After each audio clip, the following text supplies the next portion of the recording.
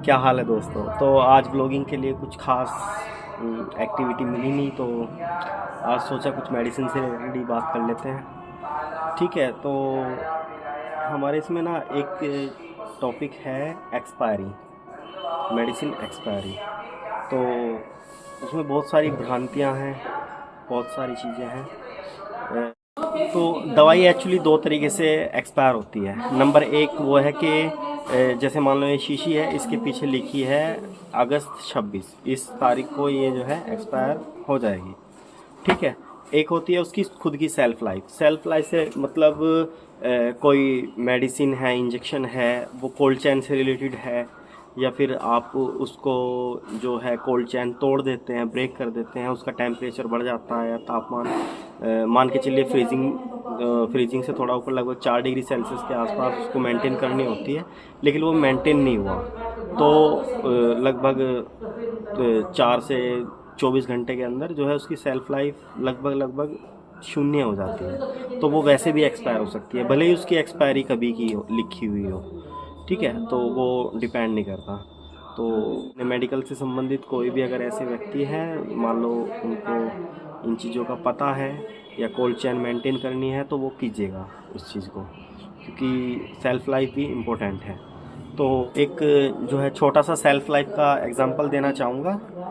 ठीक है, एक ये जो है सस्पेंशन है बच्चे के लिए। ठीक है, लीजो फोर्स के नाम से है ये। इसमें शायद उल्टा चमक रहा होगा, मैं अलग से जो है साइड में फ़ोटो लगा दूँगा। तो जो है हम इसकी सेल्फ लाइफ के बारे में बात कर लेते हैं। ठीक है, अब तक ये जो है बिल्कुल फ्रेश आइटम है, बिल्कुल फ्रेश मेडिसिन है। ठीक है, इसकी एक्सपायरी है 9/26। ठीक है, 9/26 का मतलब मैं आपको बता चुका, 30/9/2026 तक ये वैलिड है, उसके बाद एक्सपायर। ठीक है, तो एक तो एक्सपायरी इसकी ये होगी जो मैंने अभी बताई। एक एक्सपायरी और है इसकी सेल्फ लाइफ की। ठीक है, मान लो मैं इसका ढक्कन खोल के इसका सील ब्रेक करके ये पूरा जो है इसका डिस्टिल वाटर, इसमें 25 ml दिया गया है, ये डिस्टिल वाटर मैं इसमें डाल देता हूँ, इसको घोल लिया। अब ज़्यादातर पेरेंट्स लोग क्या करते हैं, इसको घोलने के बाद 1-2 बार इसको दिया, बच्चा ठीक हो गया, ठीक है, तो उसको जो है रख देते हैं। फिर मान लो 10 दिन बाद, 15 दिन बाद दोबारा वही सेम प्रॉब्लम हुई, तो उसको उठाया और एज इट इज़ पिला दिया। ऐसा आपको कतई नहीं करना है, क्योंकि इसकी जो सेल्फ लाइफ है, घुलने के बाद इसमें जो है कंटेमिनेशन शुरू हो जाता है, इसकी टॉक्सिसिटी शुरू हो जाती है। ठीक है, वो भी एक तरीके से सेल्फ लाइफ को ख़त्म कर देती है, ये एक्सपायर मानी जाएगी। इसमें ना एक चीज़ और है कि मान लो कुछ लोग सोचते हैं कि भाई ये जो है ये एक्सपायरी इसकी अगस्त 26 है, हम इसको यहाँ से फाड़ के या हटा के इसको रिमूव करके हम मार्केट में दे दें या पेशेंट को दे दें।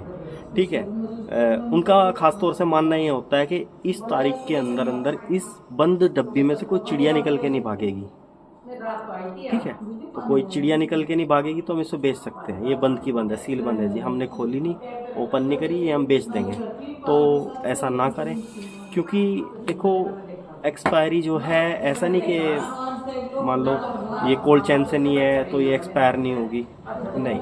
इसमें एक्चुअली जो इसके अंदर केमिकल है, जो ड्रग्स है, उसका जो है मान लो इसके बनाते टाइम भी कुछ नमी, हवा, तापमान कुछ इफ़ेक्ट किया होगा। ठीक है, और ये हमारे पास भी रखी है, मान लो ये 1 साल से रखी है, अब ये एक्सपायरी का टाइम आ गया तो ये बिल्कुल ठीक है क्योंकि हमने खोली नहीं, क्योंकि इसमें जो अंदर की जो केमिकल एक्टिविटी है वो भी इम्पोर्टेंट है। ठीक है, उसके कारण ये एक्सपायर हो जाती है। ठीक है, बाकी जो है इसका मान लो एक्सपायरी डेट होगी तो इसका जो असर है या इफ़ेक्ट है वो कम हो जाता है। ठीक है, मतलब जो इसका पोटेंशियल है सॉल्ट का, उसका पोटेंशियल घट जाता है। मतलब जितना आपको इफ़ेक्ट करना चाहिए थी ये मेडिसिन, उतना ये इफ़ेक्ट आपको करेगी नहीं, तो खाओ या ना खाओ वो फिर बेकार है। ठीक है, और बाकी कुछ दवाइयाँ ऐसी होती है जो खासकर जो इम्पोर्टेंट होती हैं, वो जिनका बहुत ध्यान रखना होता है, उसमें तो मैं भी सलाह करूँगा कि आप बिल्कुल भी मत ना लें। अगर आप देख चुके हैं किसी ने बाय मिस्टेक आपको दे दी और आप उसको कंज्यूम ना करें, क्योंकि उसमें जो खासकर है एंटीबायोटिक्स दवाई, एंटीबायोटिक्स आप बिल्कुल भी ना लें।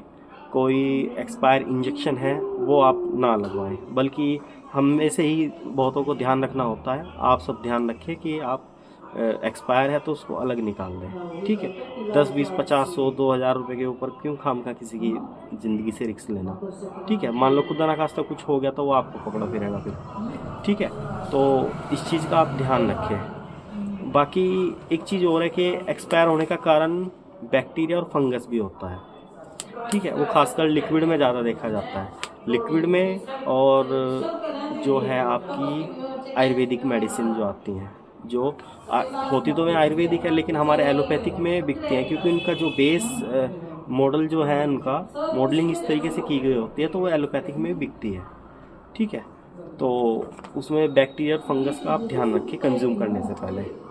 दूसरा इसमें जो है एक पॉइंट और है कि जो कंपनी अपनी एक्सपायरी निर्धारित करती है वो टेस्टिंग लिमिट के ऊपर निर्धारित करती है। जो उनका ट्रायल होता है, इस बारे में पहले भी बात हुई थी कि रिसर्च होती है, रिसर्च के बाद जो है उसका ट्रायल के टाइम पे उसकी जो टेस्टिंग लिमिट होती है वो तय करी जाती है। वो लगभग 16 महीने, 12 महीने, 18 महीने इस टाइप से होती है।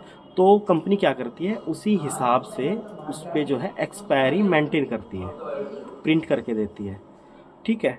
और इसमें ये भी है कि एक पॉइंट और मैंने नोटिस किया अपनी ओपीडी में ही कि एक मेडिसिन थी मेरे पास, ये नहीं है लेकिन दूसरी थी, वो लगभग जनवरी 26 लिखा हुआ था उस पर एक्सपायरी। मैंने पेशेंट को दे दी तो पेशेंट बोला, भाई साहब ये तो आपने एक्सपायर मेडिसिन दे दी मेरे को। मैंने देखा उसको, मैं क्या शायद हो सकता है बाई मिस्टेक मैंने दे दी हो। मैंने चेक किया, उस पर लिखा हुआ था जो है जनवरी 26, खाली जनवरी और 26, इस पे भी लिखा हुआ है, देखो इस पे कुछ और लिखा हुआ है, शायद ढंग से दिखाई नहीं देगा।